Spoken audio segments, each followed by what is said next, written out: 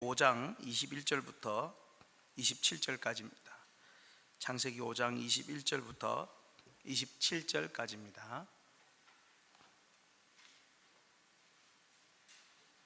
창세기 5장 21절부터 27절까지 교독하겠습니다. 에녹은 65세에 무드셀라를 낳았고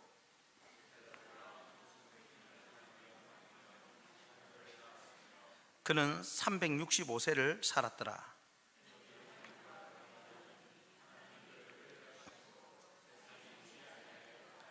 무드셀라는 187세에 라멕을 낳았고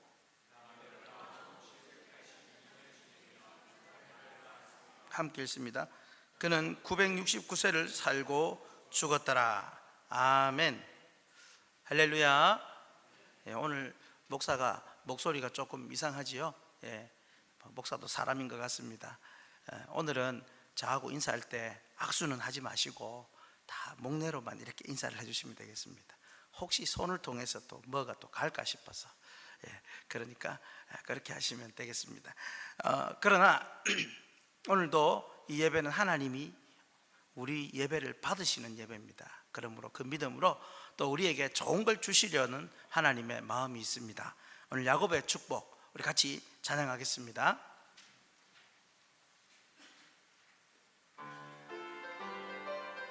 손뼉 치며 찬양합니다. 너는 담장 너머로 뻗은 나무 가지에 푸른 열매처럼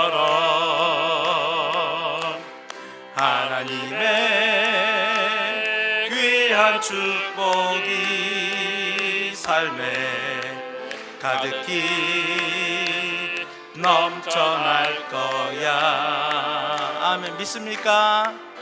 너는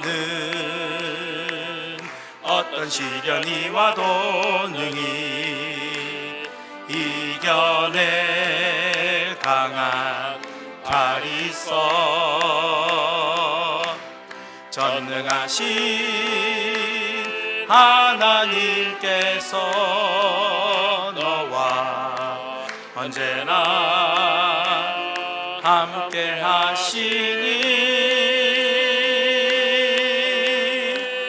너는 하나님의 사람, 아름다운 하나님의 사람. 나는 널 위해 기도하며 내 길을 축복할 거야.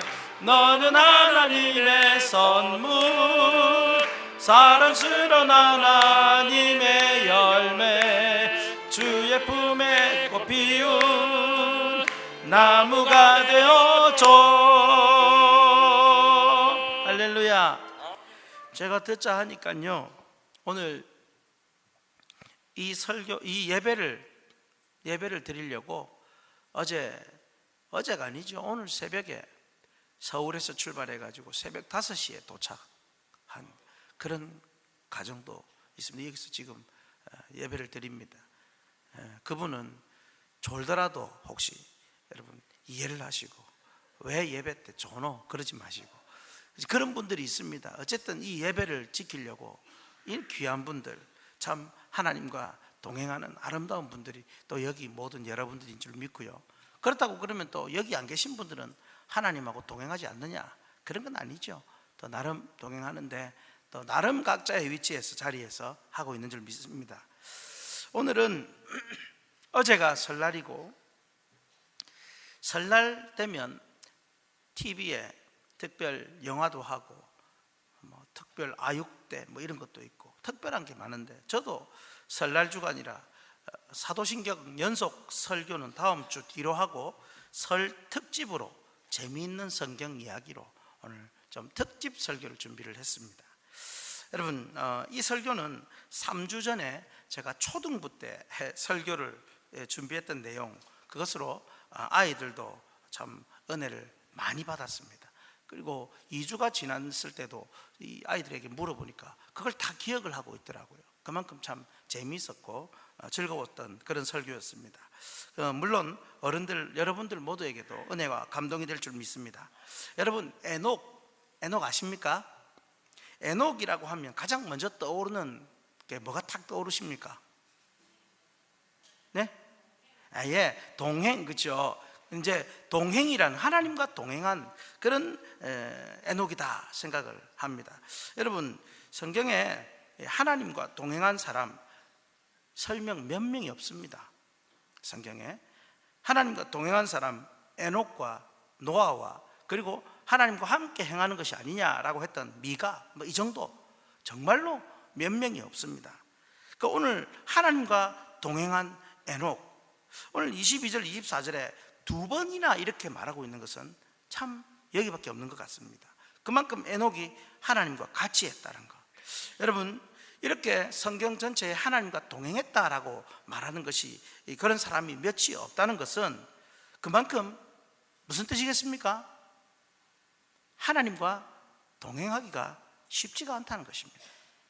쉽지가 않는데, 그런데 우리는 또 거꾸로 생각을 해보면, 그럼에도 소수의 하나님과 동행한 사람이 있었다면 역시 타락한 오늘날 우리도 얼마든지 하나님과 동행할 수 있는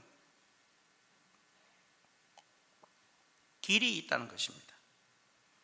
특별히 저는 오늘 에녹을 통해서 우리도 얼마든지 하나님과 아름다운 동행을 할 수 있다는 것을 말씀드리고 싶습니다. 그래서 오늘 제목이 아름다운 동행입니다. 오늘 말씀으로 여러분, 우리가 악하고 타락한 이 세상에 살지만 에녹처럼 우리도 아름다운 동행, 하나님과 아름다운 동행하여 하나님의 기쁨이 되고 세상 사람들에게 하나님을 보여주는 귀한 삶을 살기를 주님의 이름으로 축복합니다. 평소보다 목소리가 작다고 아멘 소리도 작으면 안 됩니다, 여러분. 축복합니다. 네. 자, 우리 큰 소리로 한번 읽겠습니다. 첫째로 같이 읽습니다.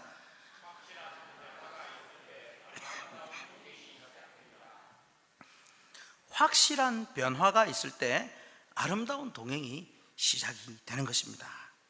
자, 여러분, 변화가 있어야 된다고 했습니다. 그렇다면 어떤 변화가 있어야 된다고 했습니까? 확실한 변화. 세상 방식대로 타락과 죄 가운데 그저 그렇게 살던 삶이 믿음을 갖고 하나님 백성으로 살겠노라고 확실히 변화될 때에, 그때부터 우리는 하나님과 아름다운 동행을 시작하게 되는 것입니다. 자, 그렇다면 여러분, 오늘 본문에서 에녹이 확실히 변화되었다는 사실을 알 수 있습니까? 어디에서 알 수 있을까요? 오늘 21절 22절을 함께 읽어보겠습니다. 에녹은 65세에 무드셀라를 낳았고 무드셀라를 낳은 후 300년을 하나님과 동행하며 자녀들을 낳았으며. 자, 여기서 그리고 또 23절에 보면 에녹이 몇 살에 죽었다라고 말하고 있습니까? 365세에 죽었습니다.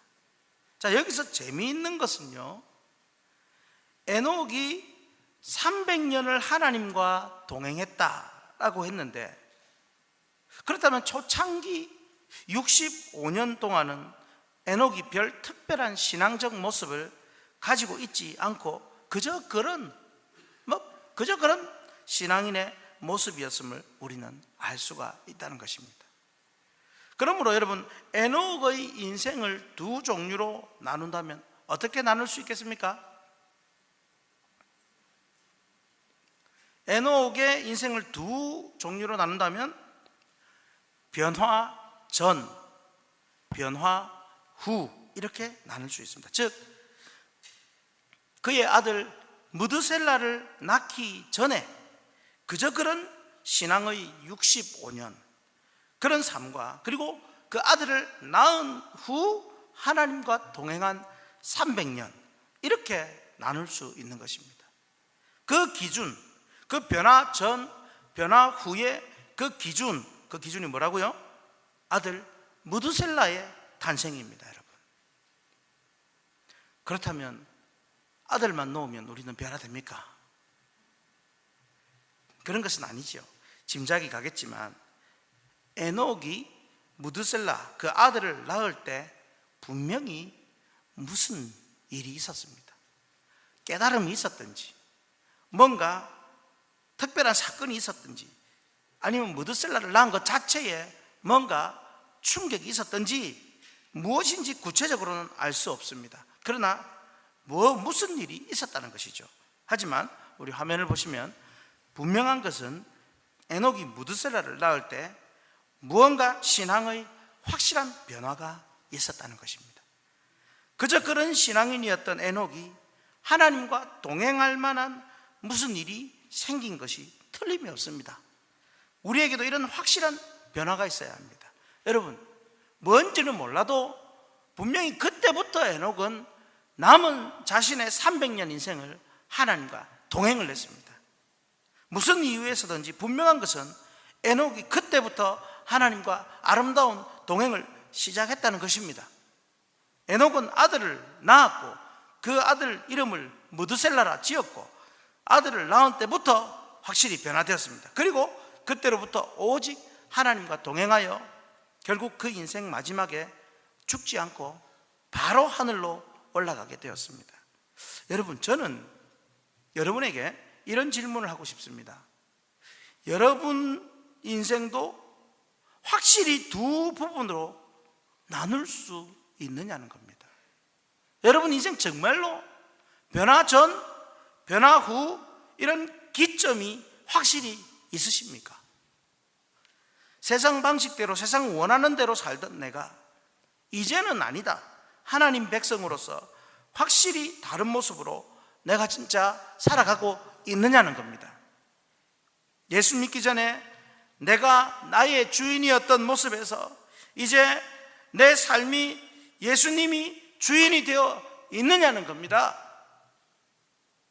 혹시 확실한 변화의 계기가 아직 없었다면 여러분은 아직 하나님과 동행하지 않고 변화되기 전 그저 그런 에녹의 모습과 같을 뿐입니다. 65세 이전의 그 전의 모습과 같을 뿐입니다. 그러면 아직 멀은 것입니다. 한번 따라하겠습니다. 아이가 멀었다.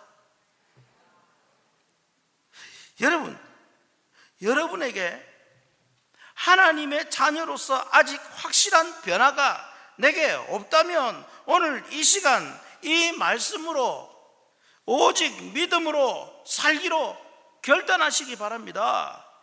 그러면 바로 지금부터 우리도 하나님과 동행하는 삶이 될 수 있는 것입니다. 그렇지만 혹시 예수 잘 믿고 하나님의 자녀로 살기로 이미 결단하고 변화되신 분은 그러면 어떻게 하면 됩니까? 더 잘 믿기로 결단하시면 됩니다. 그러면 어제보다 오늘이 더욱 하나님과 아름다운 동행을 시작하게 되는 것입니다. 어떻게 결단하면 됩니까? 여러분, 새벽 기도를 나오지 않는 분들은 내일부터 내가 새벽 기도 나오겠다고 뭐라도 결심하시면 됩니다. 그리고 실행하면 됩니다. 혹은 믿지 않는 남편이나 가족을 보면서 맨날 아이고 그러려니 그래 니는 지옥이나 가라 나는 천국 갈란다 뭐 이렇게 생각을 했다가 아니다, 오늘 기점으로 저 예수 안 믿으려고 하는 남편, 저 자식들, 또 내 부모님 전도해야 되겠다, 마음 먹고 최선을 다해 전도하고자 노력하면 격려하면 그것이 바로 결단이요 아름다운 동행이 되는 줄로 믿습니다. 여러분, 우리가 지난주 오후 예배 때 직분자 세미나를 했습니다. 세계로 교회의 윤창현 장로님이 오셔서 그 장로님이 하신 전도했던 모습들, 또 교회를 어떻게 섬겼던 모습들을 쭉 듣고 우리 교인들이요 장로님의 그 인도에 따라서 올해 전도하실 분들 작정을 하시라고 한번 적어내 봐라고 했더니 여러분 놀라지 마십시오. 지금 지난 주일 오후 예배 때 적어내신 분이 총 집계를 해보니 300명이 넘습니다. 내가 몇 명 전도하겠습니다. 그래서 우리 그 장로님의 말씀대로 현수막을 만들어서 뒤에 로비에다 붙여놨습니다. 누구 몇 명 해서 뒤에 스티커도 이제 다 붙이려고 칸도 다 만들어 놨습니다. 여러분들 중에 작정을 못 하신 분들 저한테 그냥 문자로 보내주십시오. 목사님, 저는 올해 몇 명 전도하겠습니다. 문자로 보내주시면 그 밑에 이름을 계속 기록해서 적어서 붙여놓겠습니다. 그렇게 해서 이 결단, 여러분 이 결단, 변화, 전도 안 하던 내가 전도하는 변화, 기도 안 하던 내가 기도하는 변화, 사랑하지 못하던 내가 사랑하려고 이제 결단하는 변화, 이 변화의 기점이 되는 순간 우리는 오늘부터 아름다운 동행이 시작이 되는 것입니다. 문자 보내서 꼭 작정하시기를 바랍니다. 여러분, 여러분에게 오늘 이 시간이 에녹에게 무드셀라가 태어난 날과 같이 여러분에게도 확실한 변화의 시간이 되기를, 결단의 시간이 되기를 축복합니다. 여러분, 이 시간 제가 잠시 시간을 드립니다. 한 1, 20초 드릴 테니 뭐라도 하나 결단하십시오. 뭐라도 나 이거 변화하란다. 잠깐 시간을 드립니다. 뭐라도 하나 결단하십시오. 새벽 기도를, 내가 전도 올해 몇 명을, 내가 형제간에 누구를 내가 미워서 찾아가지 못했는데 내가 연락을 하겠다, 혹은 뭐 어떤 거든지 결단하셨습니까? 여러분, 그냥 어물쩍 넘어가면 안 됩니다. 당장 오늘 혹은 내일부터 어떤 신앙의 결단을 할지 결정을 하십시오. 그리고 실행을 하십시오. 주초 문제를 끊는다든지, 주일 예배를 내가 온전히 지키겠다든지, 11조나 감사헌금을 내가 하지 않았는데 이제부터 하겠다든지 뭐라도 하십시오. 그때 여러분들은 반드시 하나님과 동행하는 그 첫 출발이 될 줄로 믿습니다. 이게 바로 진정한 변화인 것입니다. 할렐루야. 찬송가 421장 우리 부르면서 한번 우리 결단을 합니다. 421장, 내가 예수 믿고서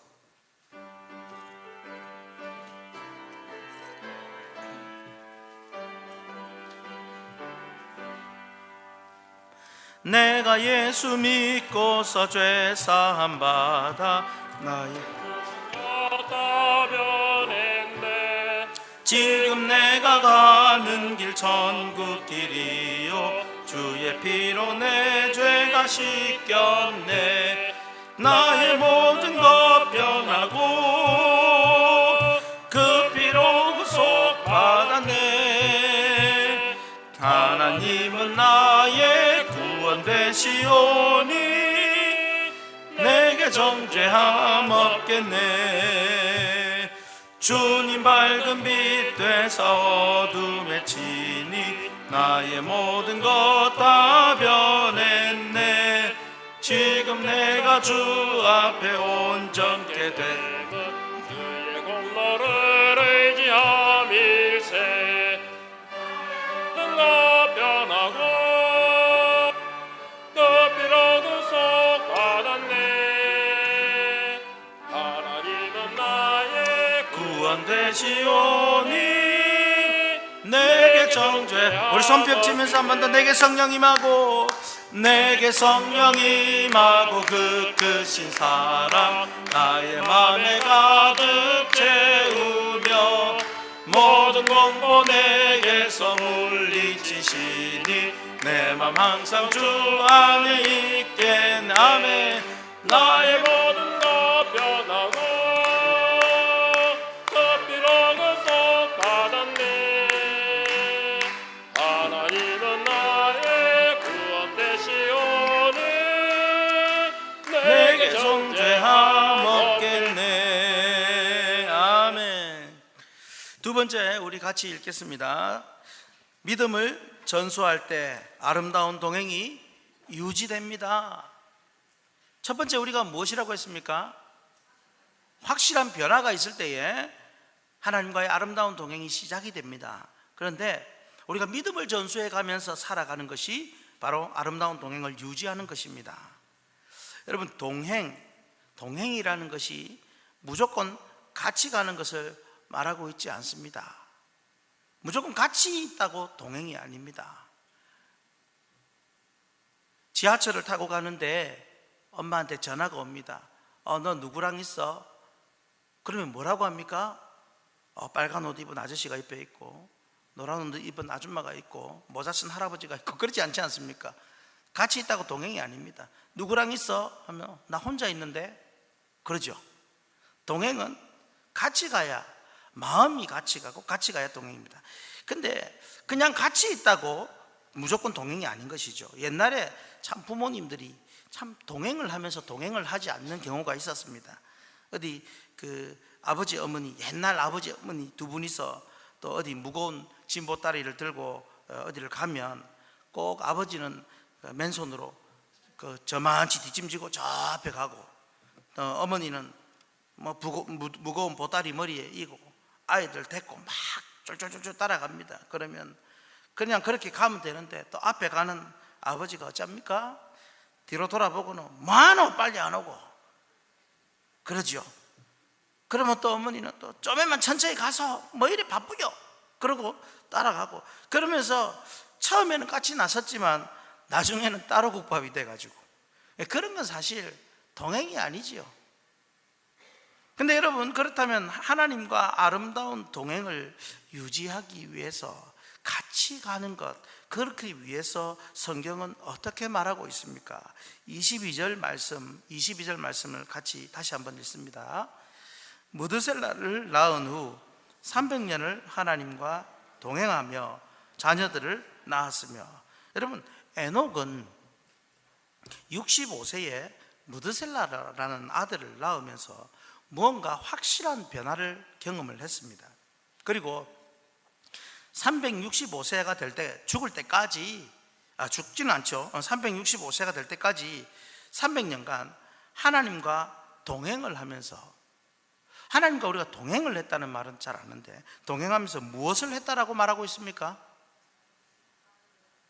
놀랍게도 여러분, 기도했더라, 전도했더라, 찬양했더라, 봉사했더라 라고 말하지 않고 하나님은 에녹이 자녀들을 낳았다라는 내용으로 하나님과 동행한 사실을 조명하고 있습니다.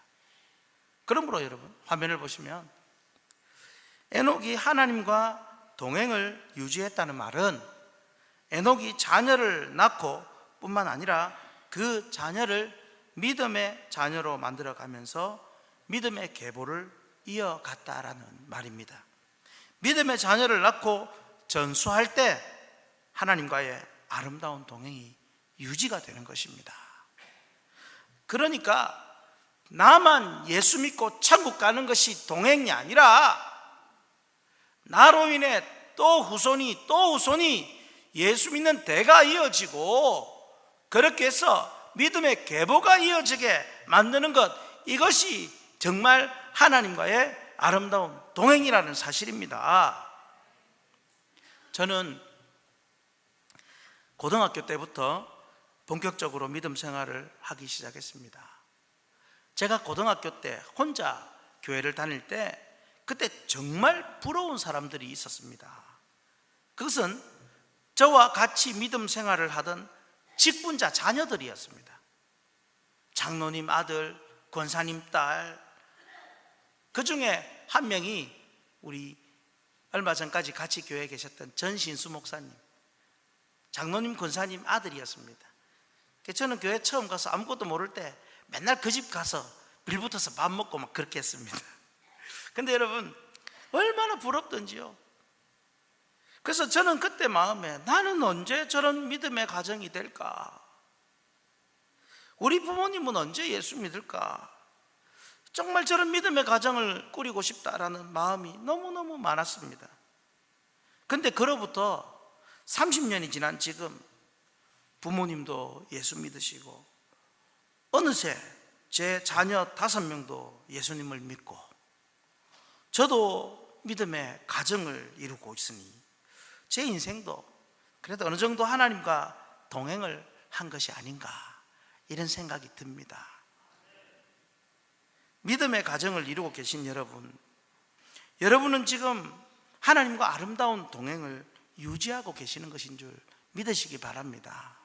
그리고 여러분뿐만 아니라 이제 여러분의 자녀들이 계속 믿음의 계보를 이어가도록 교육을 시켜야 됩니다. 저는 저희 자녀들에게 계속 교육시킵니다. 결혼해라, 꼭 결혼해야 된다, 아이는 3명 이상 낳아라, 계속. 그러니까 저희 집 아이들 중에 저는 비혼인데요, 저는 결혼 안 할 건데요, 이런 말 하는 아이는 없습니다. 아직까지. 계속 교육을 시켜야 됩니다. 여러분, 제 고등학교 시절처럼 혹시 혼자 신앙생활 하고 계시는 분 있습니까? 절대로 희망을 잃지 마십시오. 혹은 자녀들이 믿음 생활을 하지 않는 분이 있습니까? 포기하지 말고 끝까지 기도하고 인내하십시오. 부모님이 아직 예수님을 모르십니까? 저도 저희 아버지 80 넘어서 예수님 믿으셨습니다. 너무 포기하지 마십시오. 인내로서 부모님을 공경하고 잘 섬기십시오. 제가 참 재미난 일화가 있는데, 제가 이전에 교회를 섬길 때에 80이 넘으신 어르신이 옛날에 학교도 많이 다녔고 많이 아시고 똑똑하신 분인데 돌아가실 때가 다 됐는데도 예수를 전하니까 말은 못하는데 얼마나 힘이 센지 이렇게 하면서 X를 그리면서 나 예수 안 믿는다. 딸이 그렇게 예수를 믿으라고 권해도, 목사님을 모셔다가 전해도 무조건 이럽니다. 근데 정말로 이제 안 되는구나, 우리 아버지는 안 되는구나, 그렇게 했는데 마지막 숨이 딱 넘어가기 직전에 한 번만 더 해달라고 해서 목사님이 가서 복음을 전했는데 그때 예수를 믿겠다는 겁니다. 전혀 안 믿겠다고 하신, 그리고 믿지 않을 것 같은 그분도 결국에는 예수님을 끝까지 전했더니 나중에 숨이 넘어가기 직전에 믿으시는 겁니다. 여러분, 그렇게 해서 믿음의 가정이 될 수가 있습니다. 반드시 하나님께서 믿음의 가정으로 만들어 주실 것입니다. 그 믿음으로 정말로 하나님과 아름다운 동행을 유지하고 만들어가는 여러분 되길 바랍니다. 더 나아가서 여러분, 하나님과의 아름다운 동행은 비단 자녀를 낳고 믿음을 전수하라는 그것만이 아닙니다.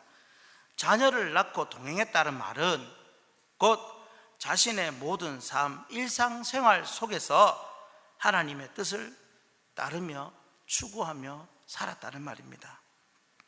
매사에 최선을 다하고 주어진 일을 잘 감당하는 일, 그것이 바로 하나님과 아름다운 동행을 유지하는 것입니다. 사랑하는 성도 여러분, 조금 전 여러분의 그 확실한 변화와 그 새로운 결단을 시도하셨지 않습니까? 그렇다면 이미 아름다운 동행은 이제 시작이 된 것입니다. 그러면 이제 그 아름다운 동행이 유지되도록 해야 합니다. 그걸 위해서 에녹이 자녀를 낳고 하나님과 동행했던 것처럼 우리도 가정에서 믿음을 전수하고 뿐만 아니라 매사에 최선을 다하면서 하나님과 아름다운 동행을 유지하는 귀한 삶이 되기를 축복합니다. 우리 찬송 하나 더 부릅니다. 559장 사철의 봄바람 불어있고 559장 우리 믿음의 가정이 이어지도록 찬양합니다.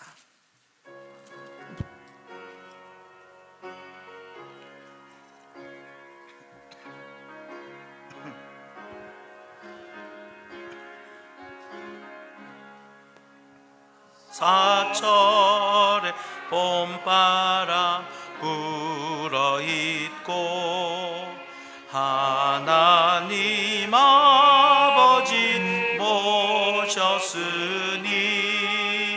믿음의 반석도 든든하다. 우리 집 즐거운 동산이라. 고마워라 임마누엘, 예수만 섬기는 우리 집. 고마워라 임마누엘, 복되고 즐거운 하루하루. 어버이 우리를 고이시고 동기들 사랑에 뭉쳐있고 기쁨과 서름도 같이 하니 한간의 초가도 전국이라. 오마와라 임마누엘 예수만 섬기는 우리 집. 오마와라 임마누엘 복되고 즐거운 하루하루. 아침과 저녁에 수고하여 다 같이 일하는 온 식구가 한 상에 둘러서 먹고 마셔. 여기가 우리의 낙원이라. 고마워라 임마누엘 예수만 섬기는 우리 집. 고마워라 임마누엘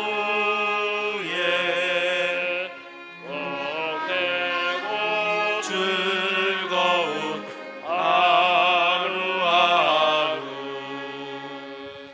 이런 가정이 되어 하나님과 동행하는 여러분 되시기를 축복합니다. 자, 우리 세 번째입니다.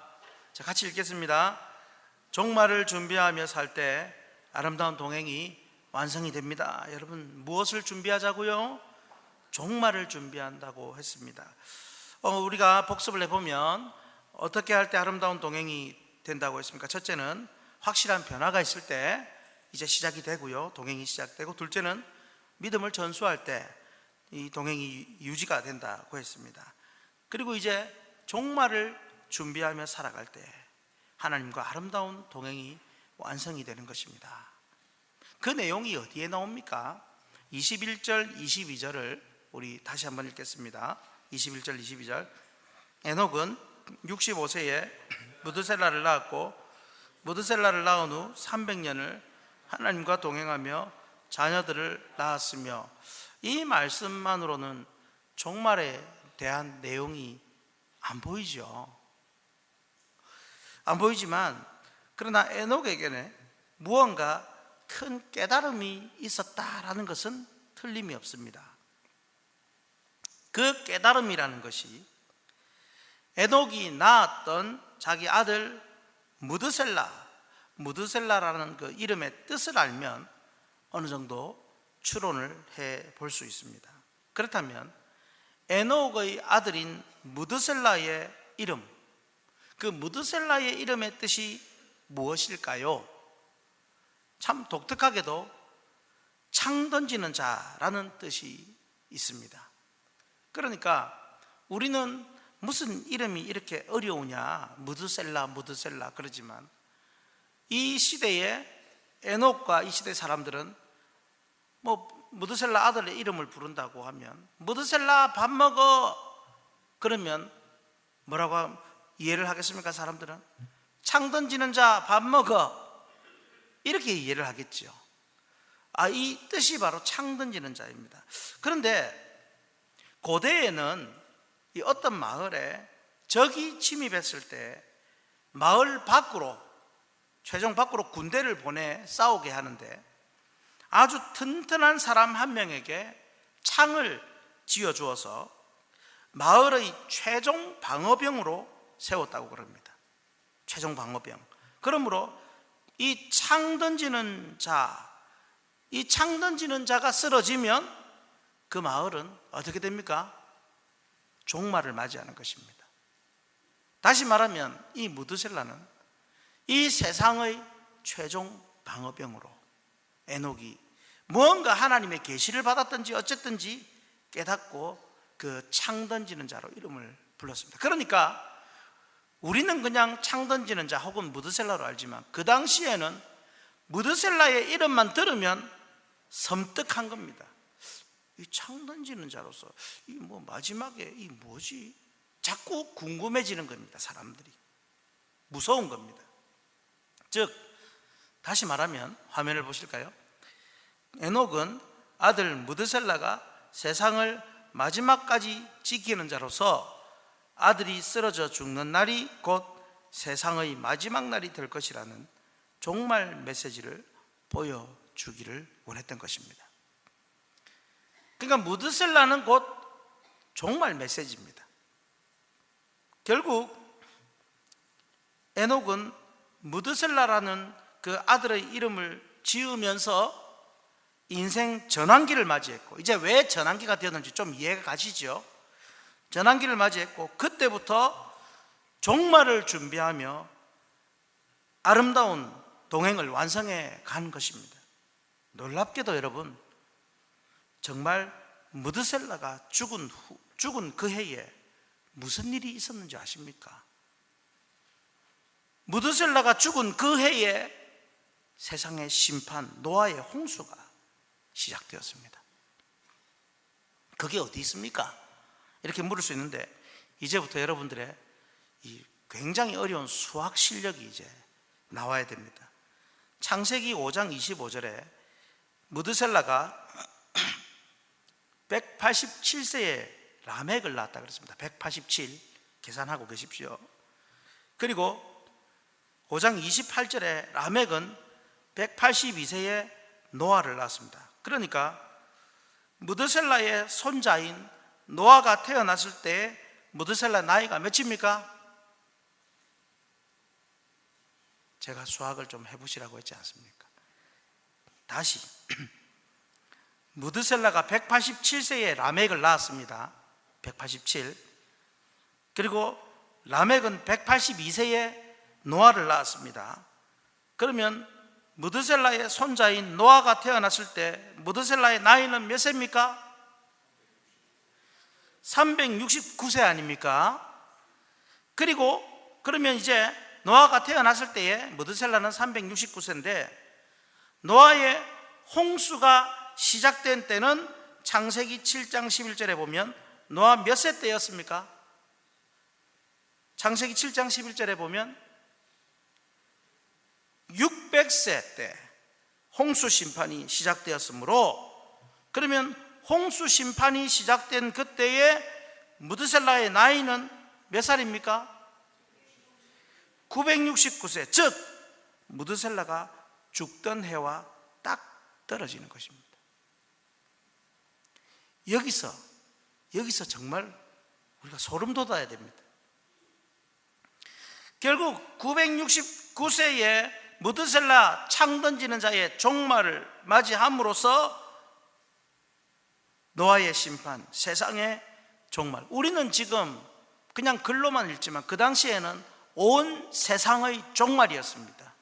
끝이었습니다. 에녹은 비록 이 종말을 보지는 못했지만 무드셀라를 보면서, 자기 아들 무드셀라를 보면서 이 종말을 항상 기억하며 준비하며 살았던 것입니다. 어쩌면은 노아가 자신의 할아버지였던 무드셀라의 장례식을 마치자마자 즉시 홍수가 시작되었는지도 모르겠습니다.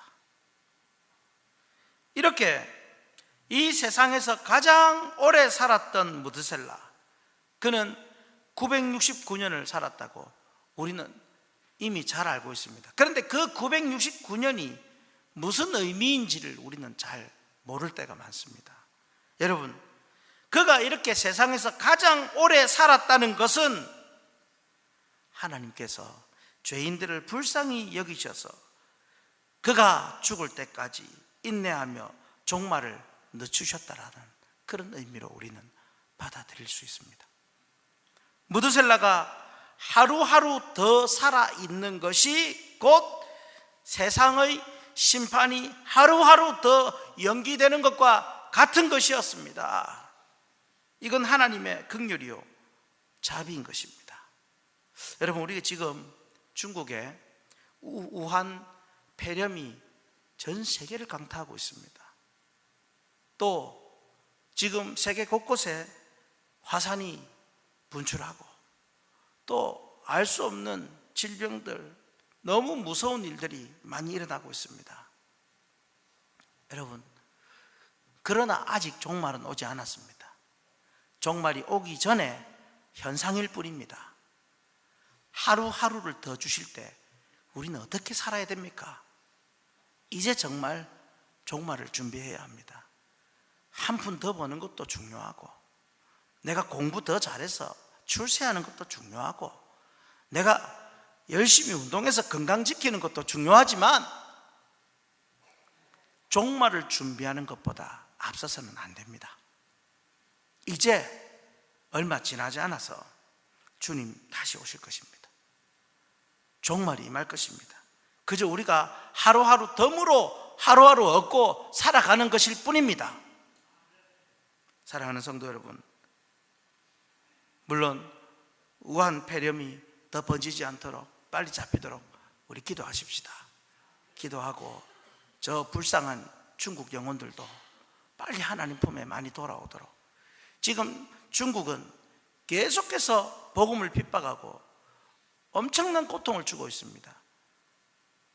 이제 더 이상 그런 고통을 주지 않도록, 이제 더 이상 전염병이 돌지 않도록 주의 복음이 마음껏 중국에 전해지도록 여러분 기도해 주십시오. 그러나 그것만이 아니라 우리 이 땅에도 복음이 널리 전해져야 합니다. 성도 여러분, 저와 여러분은 사실 벌써 하나님의 심판을 받았어야 할 마땅한 존재요, 이 세상도 벌써 심판 불로 내려졌어야 할 그런 세상이었습니다. 그럼에도 아직 예수님은 재림하지 않고 계십니다. 이것은 아직도 우리가 하나님의 긍휼을 여전히 입고 살아가고 있다는 말입니다. 그러므로 우리는 이제부터 주님 오실 종말의 때를 잘 준비하고 하나님과의 아름다운 동행을 완성해 가는 귀한 삶이 되기를 바랍니다. 우리는 끝까지 이 땅에서 십자가의 길, 순교자의 삶으로 종말을 잘 준비해 갈 수 있기를 축복합니다. 찬양하겠습니다.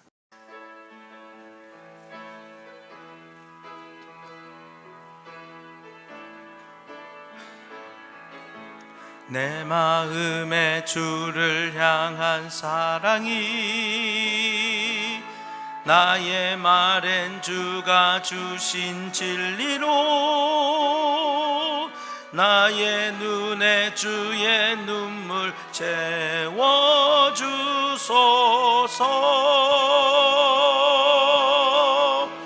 내 입술의 찬양에 내 입술의 찬양의 향기가 두 손에는 주를 닮은 섬김이 나의 삶의 주의 흔적 남게 하소서.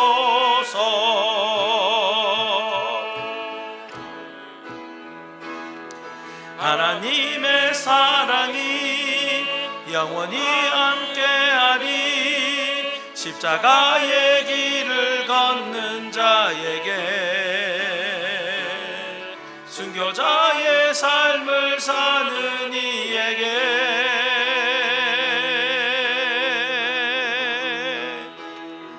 조롱하는 소리와 세상 유혹 속에도 주의 순결한 신부가 되리라. 내 생명 주님께 드리리. 하나님의 사랑이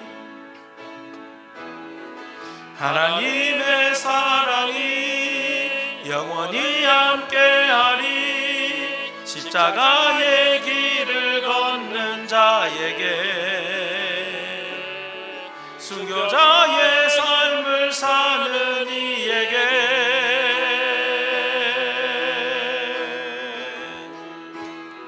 조롱하는 소리와 세상 유혹 속에도 주의 순결한 신부가 되리라. 내 생명 주님께 드리리. 우리 같이 기도하겠습니다. 말씀을 기억하면서 하나님, 내가 확실하게 뭐라도 한 가지 이상 내가 오늘 결단합니다. 변화되겠습니다. 하나님, 그리고 내게 믿음의 계보를 이어갈 수 있도록 내 가정, 그리고 내가 영적인 계보를 이어가도록 내 전도 대상자들 하나님 꼭 이어지게 해 주시옵소서. 뿐만 아니라 당장 오늘 주님 오신다 할지라도 내가 준비하며 주님 만날 준비하며 주님 사모하며 나아가게 해 주옵소서. 우리 말씀을 기억하고 붙들고 아름다운 동행이 되도록 주여 한번 부르짖고 간절히 기도하겠습니다. 주여